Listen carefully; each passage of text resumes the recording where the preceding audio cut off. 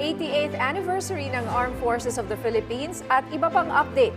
Ating pag-uusapan kasama si Colonel Medel Aguilar, ang tagapagsalita ng Armed Forces of the Philippines. Colonel Aguilar, magandang tanghali po. Magandang tanghali din po, Miss Ninya, at magandang tanghali din po sa lahat ng ating tagapanood. So, happy anniversary! Colonel, happy anniversary sa Armed Forces of the Philippines. Yes sir, makakarating po sa lahat ng ating kasanluluhan ang inyong mainit na pagbati at kami po ay nagpapasalamat dahil kasama po namin kayo sa aming selebrasyon ng ika-88 anibersaryo ng Sandatahang Lakas ng Pilipinas. Okay, unahin muna natin, Colonel. Ano na ang status ng internal security campaign ng AFP laban sa mga komunistang grupo? Ilan na lamang po ba ang mga guerrilla fronts na tina-target na sugpuin ng AFP? Malaki po ang pagbabago at ang accomplishment ng ating pledge cluster doon sa campaign natin against communist insurgency na nagresulta po sa pagbaba ng bilang ng mga armadong grupo, yung makasapi nito, pagkalusaw ng kanilang mga organisadong masa, basing masa, at siyempre po, pag na rin ng ng partido ng kapaligiran. Kasama na rin po dito ang pagbaba ng mga guerrilla fronts. In fact, ayon po sa ating mga report na natatanggap, wala na pong aktibong guerrilla front na nandyan sa buong Pilipinas. Lahat po ay humina na at patuloy din po ang ating Sandatahang Lakas ng Pilipinas sa pagsasagawa ng ating focused military operation and at the same time helping other government agencies implement programs such as the ECLIP, the RCSP, and hopefully this time with the support to the amnesty proclamation by our President so that we will be able to recover yung mga natitira na lang po ng mga... So, Colonel, linawin ko lang po yung inyong pronouncement tungkol sa guerrilla fronts, no? So, nagsimula po tayo nitong taon na ito. There were 22 guerrilla fronts in the country. Dalawa dito ay aktibo. So, ano na po ngayon ang pinaka-latest update sa numero ng guerrilla fronts?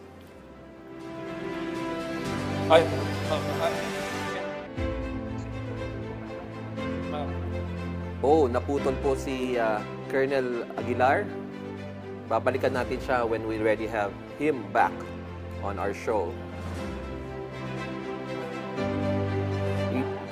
Samantala, inahanda na ng Land Transportation Office or LTO ang mga testing center para sa pagtitiyak ng roadworthiness ng mga PUV na papayagang bumiyahe sa susunod na taon.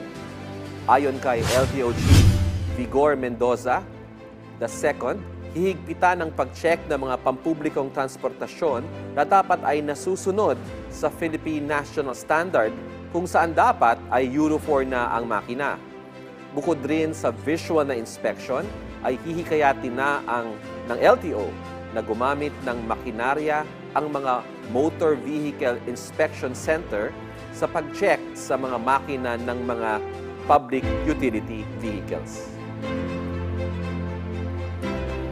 Lumagda sa isang Memorandum of Agreement ang Department of Agrarian Reform at Ministry of Agriculture, Fisheries, and Agrarian Reform o MAFAR ng Bangsamoro Autonomous Region in Muslim Mindanao o BARM. Layon ng MOU na maipatupad ang kauna-unahang comprehensive reform program sa BARM. Nasa mahigit 100,000 ektaryang lupain ang nakatakdang ipamahagi sa Basilan, Lanao del Sur, Tawi-Tawi at Special Geographic Areas. Nais din ni DAR Secretary Conrado Estrella III na makakuha ng dagdag na pondo upang makapagpatayo ng mga makabagong infrastruktura, makinarya at kagamitan para sa agrikultura sa BARM. Layon din ng kasunduan na mapaangat ang kabuhayan ng mga residente sa BARM.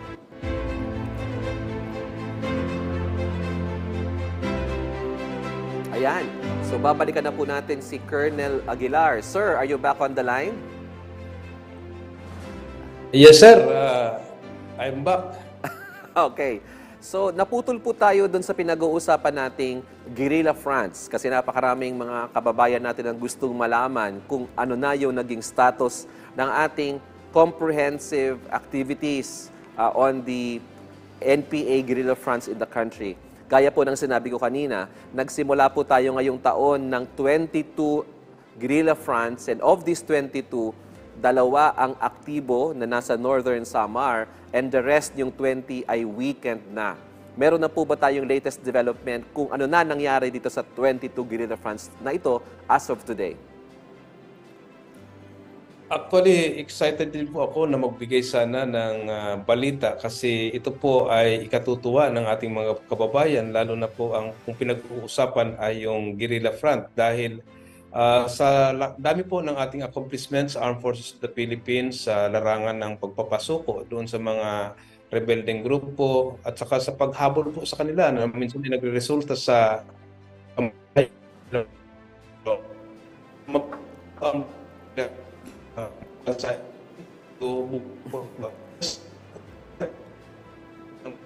Ayan. Medyo napuputol po ang ating koneksyon kay Colonel Medel Aguilar. Sige, try natin uli siyang balikan mamaya, ano? Pero, well, happy 88th. Tama ba? 88th anniversary sa AFP. So, balikan po natin si Colonel Medel Aguilar. At kanina, tinatanong natin yung update sa 22 guerrilla fronts ng CPP-NPA sa simulang ng taon. Colonel Aguilar, are you back? Yes, sir.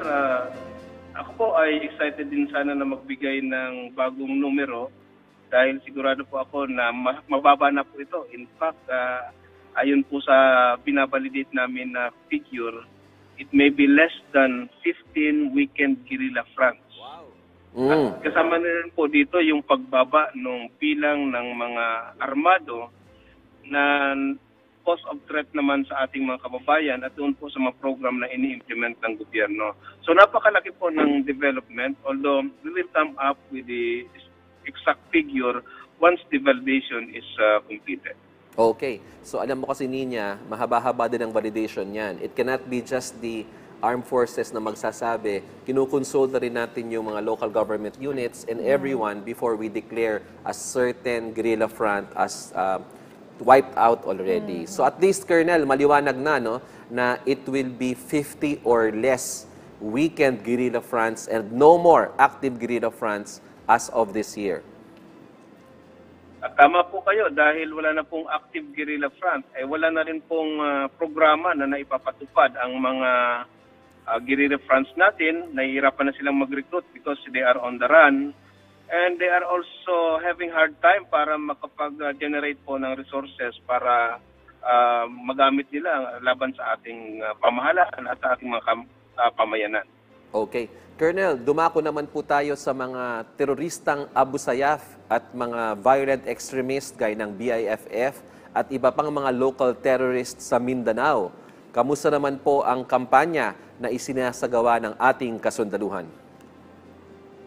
Kung success po ng ating kampanya ang pag-uusapan sa LTG, napakalaki po. At ito ay makikita natin kung tayo ay pupunta sa isla ng Sulu, na kung saan ay napakalaki na po ang pinagbago. Pwede ka nang maglakad sa mismong hulo nang hindi ka natatakot na mayroong magpapaputok o anuman. Kasi nga po, napakaganda na po ng ating internet po ng ating Preventing and Countering Violent Extremism na masasabi ko na very effective. Number one, doon po sa pagharap doon sa mismong threat na marami tayong nanoneutralize, na-aresto, at meron din po nagsusurrender. This is a very good indicator in the success of our PCVE because in other countries, nakikita natin may mga pagbubomba pa, may pagpatay pa. But in our country, nakikita natin surrender of members of the local terrorist organizations. Okay, so marami na po ang nag-surrender and matahimik na po ang Mindanao sa ngayon based on the assessment of the armed forces. Tama po ba, Colonel? Tama po. Malaki na po ang improvement sa peace and order. Wala na tayong masyadong nakikita ng mga inkwentro. Even po yung grupo ng mga Abu Sayyaf group, I'm referring to the AISG in Sulu, na nag-surrender na po yung kanang kamay ng pinakamataas na commander doon na pinapaniwalaang namatay na rin. Plus yung isa naman ay halos wala na rin po tayong mga presence ng foreign terrorist fighters. So disconnected na po sa mga regional terrorist organization o ang mga natitiraman dito. So they are really having a hard time to generate resources to support their illegal activities. Alright, so sir, with that, masasabi ba natin na handa na ang AFP na mag-transition ng focus from internal security to external security o territorial defense? Yan po ay ginagawa na natin sa ngayon. Actually, we are moving assets and equipment for our territorial defense operations. Kasi nga po, napakalaking bagay sa atin yung mga ipinaglalaban natin ng mga exclusive economic zones, maritime territorial seas, na ito po ay pakikinabangan ng ating mga kababayan. So we are actually shifting and we are moving our capabilities to address territorial defense threats. Okay, Colonel, malapit na ang Kapaskuhan. Handa na ba ang AFP para siguraduhin na mapayapa at ligtas ang selebrasyon ng Sambayanang Pilipino? Kami po ay tutulong sa Philippine National Police sa pagpapanatili po ng kapayapaan na ito naman ay nakaugalian na natin at naging ugnayan na rin po natin ito sa PNP because it is the agency that is taking the lead when it comes to law enforcement operations. So nakahanda naman po tayo at palagay ko with a reduced threat, especially sa CPP-NPA at saka sa local terrorist group, there will be lesser concerns that we will be dealing with. And we hope that this celebration of the Yuletide season will be peaceful and happy for all. Okay. Nalalapit na rin po ang 80th anniversary, 88, no, ng Armed Forces of the Philippines. Ano po ang mga programa o activities na isasagawa ng AFP at kami ba ni Nina ay imbitado sa selebrasyon na yan? Una, siguro sagutin ko muna yung tanong kung imbitado ba kayo. Siguro dapat nandun po kayo sa aming selebrasyon para at least kasama po namin kayo na nakikisaya sa siyempre sa pagkilala sa mga tagumpay ng ating sandatahang lakas ng Pilipinas para at least malaking boost po yon sa moral ng ating mga kababayan. Now, when we talk about the activities involved sa 88th anniversary of the AFP, marami po tayong ginawa. Nauna na po yung Talakayang Mabini when we talk about issues involving the West Philippine Sea. And then we also have activities such as moral and welfare activities, yung pagkilala po sa mga kabayanihan ng ating mga sundalo. We have tribute coming from the youth for the Filipino soldiers. There will also be some humanitarian activities that will be conducted in Palawan. There will be a photostatic display and open house. Meron ding open ship. And of course, yung pinaka-highlight po, yung ating mismong araw ng celebration, which will be on December 21, that will be a capability display that will be held at inside Camp Aguinaldo with the President and Commander-in-Chief as our guest of honor and speaker. Ito po ay gaganapin within this month, within the coming month. Okay, so good luck po sa preparations. Sir, mensahe nyo na lang po sa ating mga kababayan. Nagpapasalamat po kami sa ating mga kababayan dahil sa patuloy na suporta na ibinibigay sa Sandatahang Lakas ng Pilipinas. At kami naman po sa AFP ay talagang kumukuha ng aming lakas mula sa suporta ng ating mga kababayan. And with this support that we are receiving, we are very excited actually to do our job, to accomplish it and to make sure that we have a peaceful community, a united and peaceful community in our country. So yun lang po, maraming salamat at pagpalain po sana tayo ng may kapal. Alright, maraming salamat po sa inyong oras, Colonel Medel Aguilar, ang tagapagsalita ng Armed Forces of the Philippines.